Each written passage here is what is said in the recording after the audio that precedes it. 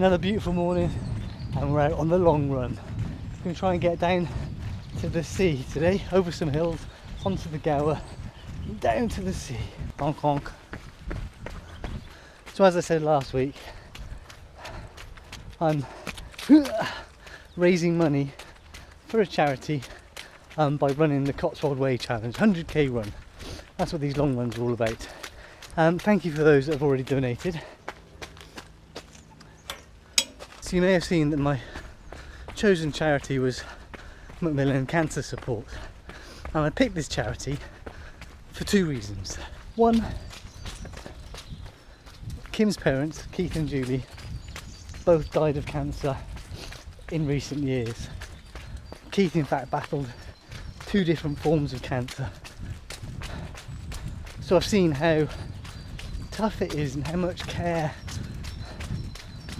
is needed when people are suffering from these horrible diseases. And Macmillan Cancer Support provide nurses to help, and they provide a lot of extra support, and they do a cracking job of helping people and families who are going through these things. So I wanted to support a cancer charity, and I thought a charity that directly supports people going through cancer would be a good one. The second reason is that I wanted to be able to say that nurses are incredibly important. In the UK we're struggling with recruiting nurses to training, we're struggling with keeping nurses in nursing. It's really difficult for nurses right now, and that's wrong. Nurses should be highly valued, highly paid, well respected, and seen as the important members of the healthcare workforce that they are. My mum was a nurse for many years, and my mum worked nights while bringing us up us kids, and that boggles the mind how she managed to do that, especially as I'm trying to bring up kids and just work a normal job right now. So by raising money for Macmillan Cancer Support and essentially raising money for Macmillan nurses, hopefully we feel like we're supporting nurses a little bit more. I don't know, we'll see. So if you're willing to donate and get behind my back and help push me up all these hills, then please go and donate. I'm getting up to Klein Common now, about an hour and a half in, still feeling good. So far I've been running on routes I normally run on, but now I'm running across the common on routes I haven't run on before. So my Garmin hopefully is going to show me the way. Here we go, it says turn right down here. Hey little horse.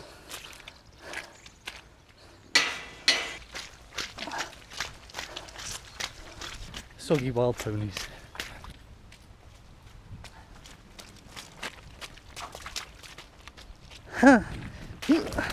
It's just crisscrossing trails across the moor. I'm glad I mapped this out on my Garmin. Sort of sheep tracks and wanderers tracks. I can see it now, it's easier from this end. Now I'm going that way. It's so wet. This is very difficult terrain. I'm making some very slow kilometres.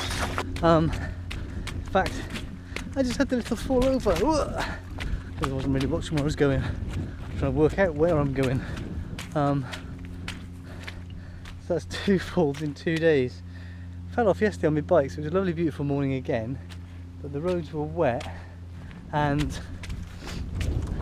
frozen, so we have ice, sheet ice on the slope leading out the estate. So I was just riding to work, running very slowly up the hill, and zip, landed on my arse. 2 hours of running and I'm there, I'm at the sea. I'm just going to run around the coast now, back to the Mumbles, and I can start working my way home. Still feel really good.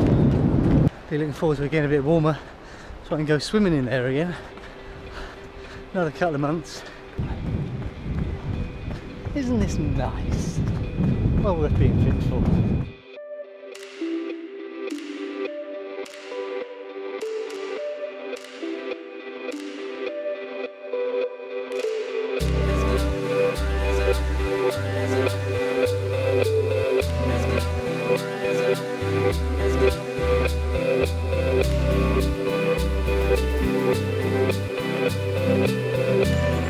Right, I got through Mumbles. The tarmac was a lot quicker than over the top, but it was very busy with people. This morning I had the world to myself, now everybody else has come out into the sun as well. I'm back in the woods, I'm almost home. Been running for over 3 hours. I've probably got about 7 or 8k to get home, just had a chocolate bar. Didn't bother with a bottle of Coke because I felt okay. And I feel good.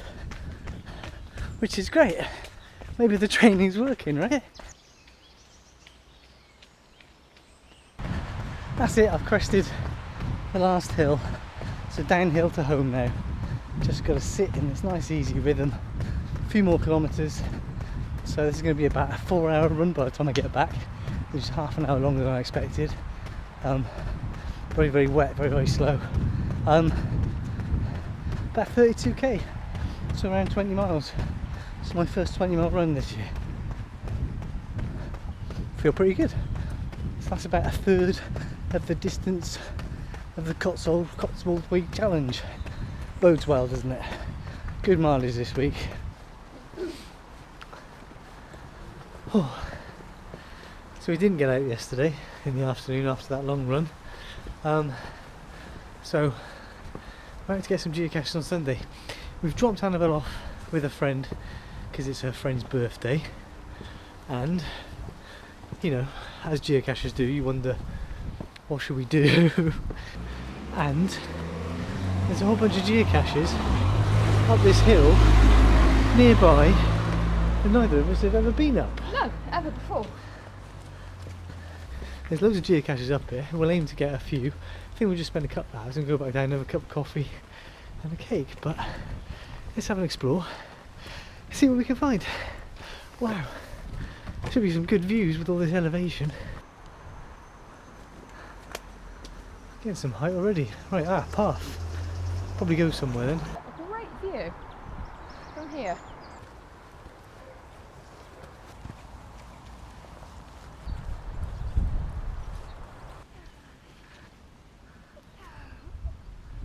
Aren't you handsome fella? Do you know where the geocaches are? See, lots of geocaches up here. Oh, sorry. Are you scratching yourself on the barbed wire? Be careful because you'll cut yourself. Oh, and a log, yeah. But there we go. Lots of Eppendorfs in it. Yeah. Not here. Do they all say that? Or is one of them get it? Well, I don't think it's in this one at all. I think it's some decoy. About, let's read about. scratch itchy bum. Alright, itching your ass on the tree. Scratching his bum. Have you got scratchy itchy bum? What's your friend doing? That was it, Kim just gave up a bit early. Right, we'll see you guys later.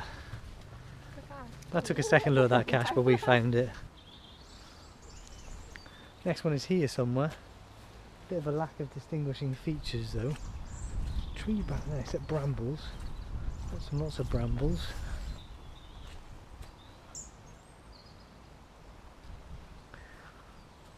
It says large, but that big grey barrel is probably too large, right?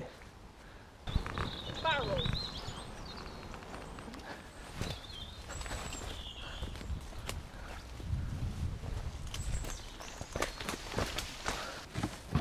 Biggest geocache ever. Yeah. Also, there's a set just in there as well. Foxes or badger. Yeah. It's a huge big hole. Goes right down really deep.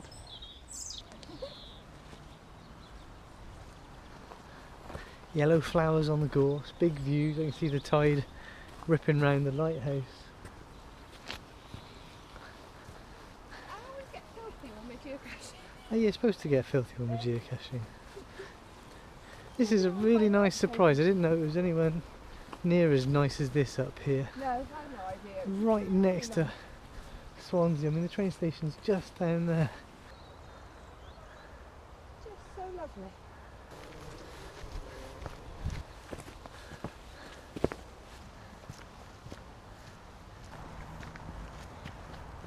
So 37 metres, just a little bit off to the left in the trees. There's some rocks down there.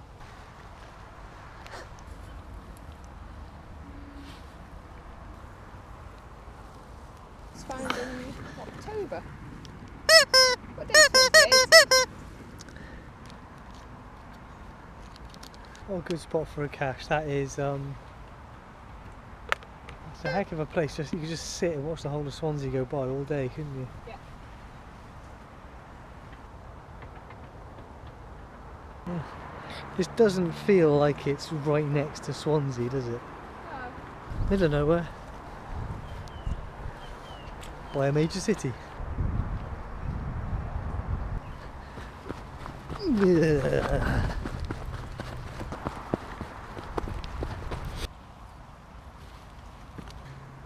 Aha!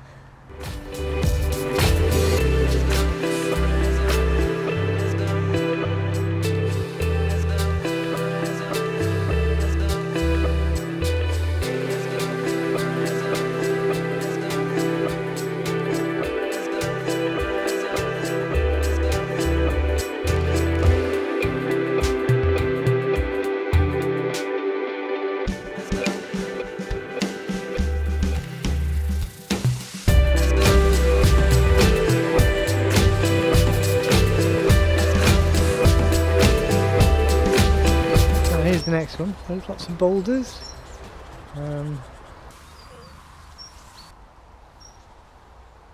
Struggling with this one because Kim's gone into the must be getting serious. You've gone into the deepest, darkest woods. I think this one is really well hidden and we are struggling now. And we've been looking at this for ages, but we're going to have to get back to go and get Annabelle. It's a lot of logs. Nope, we didn't find it.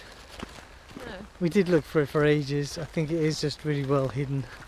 Hasn't been found since October, but that's the same for most of these. And they're in really good nick. Really good mountain bike paths around here. We're going to have to come and check some of these out. So frustrating, but also a good reason to come back. We'll see if we can get down to the river and then follow the river back. Well, that was unexpectedly good. I really enjoyed that. Back of the van, back to civilization. There's a big new Costa behind, which will do for a sit down coffee and a cake while I'm waiting for Annabelle to be ready to be picked up. See you guys next week.